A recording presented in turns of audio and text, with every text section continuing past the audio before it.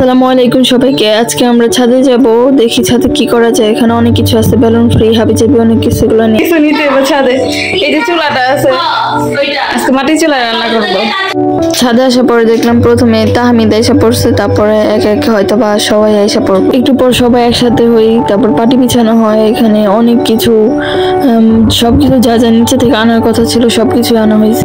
জেরিনের মতো দেখাচ্ছিল বেলুন। তারপর এখানে ওই তাহমিদ আকাশ বাতাস সবকিছু দেখতেছিল, কারণ ও ফার্স্ট টাইম ছাদে। চারিফার জন্য ছোট বেলুন ফ্রি নেওয়া হয়েছিল, কারণ ও বানাইতে পারে আর অনেক জ্বালাতন করে, এই জন্য ছোটটা নেওয়া। অন্যদিকে চারিফার আম্মু লাড়কি খুঁজে ব্যস্ত, আর চারিফার মতো ব্যস্ত। যাই হোক, আমরা ময়দা নিয়ে নিয়েছিলাম, কারণ আমরা আজকে মাটির চুলায় মোমো বানাবো। মোমো বানানোর জন্য ময়দার সাথে একটু তেল মিশাতে হয়। তেলটা মিশানোর পর ভালো করে হাত দিয়ে এরকম মিশাতে হবে। মিশানোর পরে ঠান্ডা পানি দেওয়া লাগবে, কারণ ময়দাতে গরম পানি দিতে হয় না। আমরা তাই ঠান্ডা পানি নিয়ে নিয়েছিলাম। তারপরে এটা মাখানোর পর রেখে দিতে হবে। আর এখানে আমড়ার আচার বানাবো বলে আমড়া কেটে নেওয়া হচ্ছিল। এই আমড়াগুলো কাটা শেষ হয়ে গেল। আমড়াগুলো এখন সুন্দর মতো কেটে নিতে হবে এরকম ভাবে, যাতে সব মশলা ভিতরে ঢুকে। আর দেখুন চারিফা যে সারাক্ষণ এরকম ওর মার বড় বড় জুতা পরে আসছিল। আমরা এত সুন্দর পরিবেশ দেখে ছাদে আসছিলাম, কিন্তু আসার পরে দেখি বৃষ্টি পড়তেছে। দেখেন বোঝা যায় না, কিন্তু তাও একটু ভালো করে দেখলে বোঝা যায় বৃষ্টি পড়ে। কিন্তু না, আমরা তো নাছর বান্দা, আমরা করেই ছাড়বো। বৃষ্টির সাথে এক প্রকার লড়াই করে আগুন ধরিয়ে দিল চুলার মধ্যে। এটা কিন্তু নতুন চুলা ছিল, মানে ওই দিনই ফার্স্ট উদ্বোধন করা হয়। দেখুন কত সুন্দর একটা পরিবেশ, পাটি তার সাথে মাটির চুলা। আমি এখানে বলতেছিলাম তোমরা বুদ্ধি করে জামা পরছো সেম কালারের। এই বৃষ্টির মধ্যেও আমরা চুলার ভিতর কড়াই দিয়ে দেই গরম হওয়ার জন্য, কিন্তু বৃষ্টি কিন্তু পড়তেই আছে। এখান থেকে এক টুকরা বাঁশ নিয়ে দেই, যেটা ছাদে আগেই ছিল। আর এটা দেখেন আমার কত সুন্দর শক্তি, আমি সুন্দর করে পাও দিয়ে ভেঙে ফেলছি। যদি এটা আগেই অনেক ছিল, নরম ছিল। আমাকে আবার নিচে পাঠানো হয়েছিল, কারণ যেহেতু আমরা আচার দেবো সেহেতু পাঁচফোড়ন তো লাগবেই। পাঁচফোড়ন নেওয়ার কথা মনে ছিল না, তাই আমি পাঁচফোড়ন নিয়ে যাই। আর আমার জন্য কিন্তু অপেক্ষা করতেছিল, কারণ পাঁচফোড়ন ছাড়া তো আচার দেবে না, আগে তো ভেজে নিতে হবে। এখানে তাহিমা আপা বললো এগুলা নিয়ে যেতে, কারণ তাহিমা আপা নাকি এগুলা কাটে দিবে। কাটলে তো ভালোই হয়, কেউ আর কষ্ট করতে হবে না। যেহেতু আমরা আচার বানাবে তাই পাঁচফোড়ন গুলো বেজে নিতেছে, কিন্তু বৃষ্টি কিন্তু পড়তেই আছে। আর এখানে চারিফা জুসের জন্য শুয়ে পড়ছে। চারিফা সব জায়গায় এরকম শুয়ে পড়ে। আর তারপরে চুলাতে আমড়াগুলো দিয়ে দেয়, আমড়ার পর চিনি পরে লবণ সবকিছু একের পর এক দিয়ে নিতেছিল। তারপরে এগুলো ভালো করে নেড়েছে, তারপরে হয়তো এগুলো অনেকক্ষণ আঁচ দিবে। আর এখানে এই যে শুরু হইলো, একবার চুলা নিপছে, এখন আবার চুলারে আগুন আবার ধরাইছে। তারপরে এখানে ফুড কালার থাকলে ফুড কালার বা একটু চাম্পা রং থাকলে দিতে হবে। তারপরে এখানে দেখেন কি সুন্দর করে একটা সুন্দর পরিবেশে রান্না। তার মাপা এগুলা কেটে দেওয়ার পরে আমরা সবাই মিলে এগুলা খাইতেছিলাম, কারণ আমাদের কোনো কষ্ট হয় নাই ছিলতে। আবার চুলা নিভা গেছে, বুঝে লাগবো। চুলার আগুন তো ধরালাম, এরপর দেখেন কি আছে, কিন্তু দেখেন এখন কি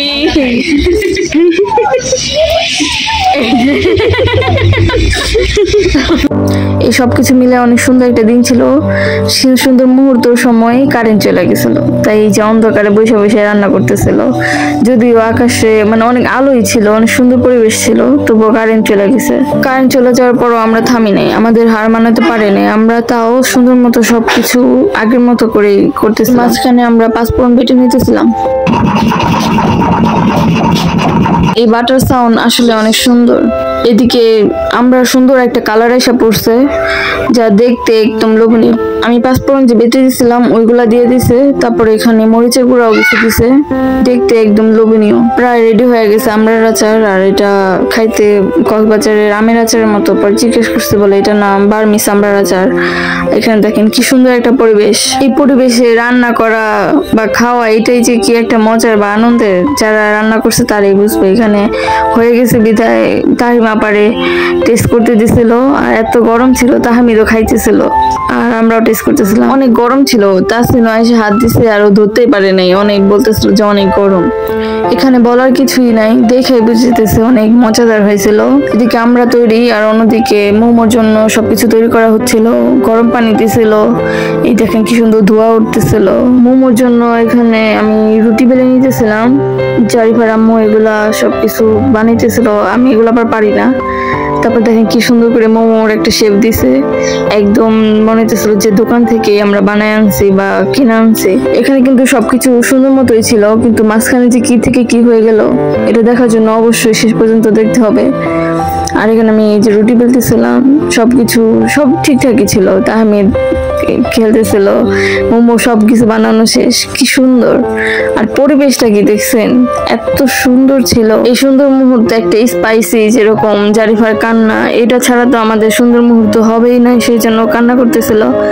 এই যে মোমো গুলো একের পর এক দিয়ে দিতেছিল, এটা সিদ্ধ হতে বেশিক্ষণ লাগে না, তাই আবার হয়েও গেছিল, রেডি হয়ে গিয়েছে গরমা গরম মোমো, তাও ধোয়া উঠানো মাটির চুলায়।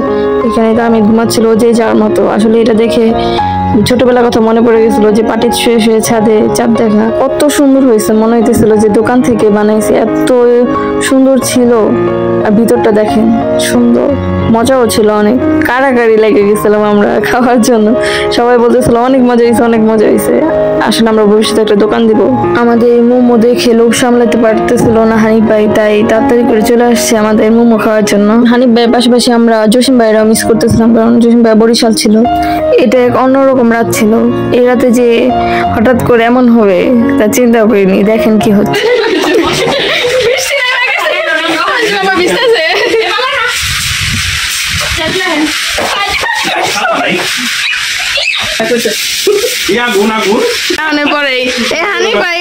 হানিফ ভাই বৃষ্টিটা লয়ে আইছে।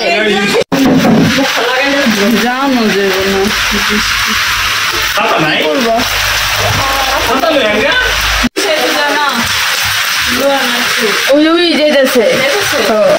হানিফ ভাই এখন যাবে চুলা আনতে বৃষ্টির মধ্যে।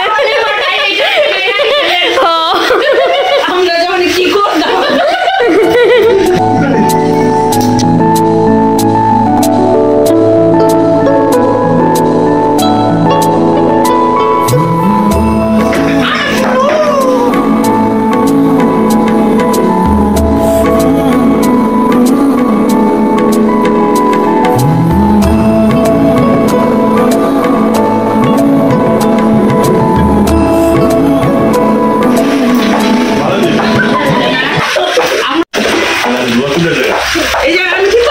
এই ঐতিহাসিক ঘটনা আমার সারা জীবন মনে থাকবে।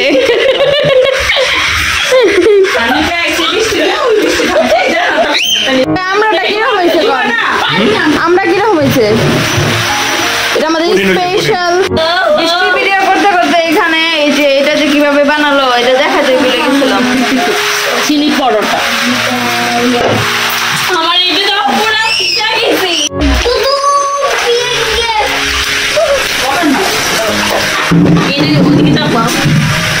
অতঃপর সবশেষে বোঝা গেল আমরা আসলে হাল ছাড়ার মানুষ না। আমরা যত যাই হোক, বৃষ্টি ঝড় তুফান সবকিছু হইলেও আমরা আজকে এগুলা বানাবোই আর এগুলা খাবোই। দেখেন ধোয়া দিয়ে পুরো ওই পলায় পলায় আমরা আচার খাইতেই আছে।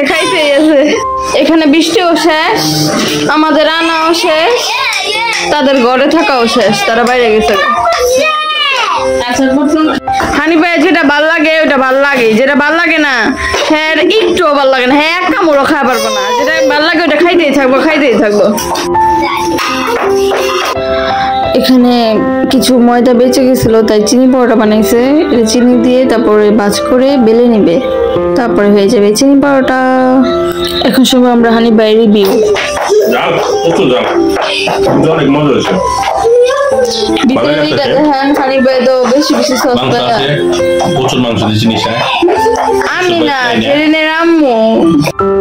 আর এই যে এই মহিলাটার পায়ে দেখছিলেন প্রথমে এত বড় বড় জুতা, শেষ পর্যন্ত এই জুতাই পরে ছিল। ভাগ্যিস ভালো যে ও পরেনি, এই তাসিম পরে গেছিল কিন্তু জারিফা পরে নাই। বৃষ্টি পরে রাতটা অনেক সুন্দর ছিল। আর এখানে চিনি পরোটা ভাজা হচ্ছিল, চিনি পরোটাটা অনেক মজা হয়েছিল, আর দেখে অনেক মুচমুচাও হয়েছিল। আর কথা বলতে বলতে এখানে প্রায় শেষের পথে, আর অনেক কিছু, এটা অনেকগুলো বাজছে কিন্তু আমার ভিডিও করিনি। সবাই ভালো থাকবেন, ওকে বাই।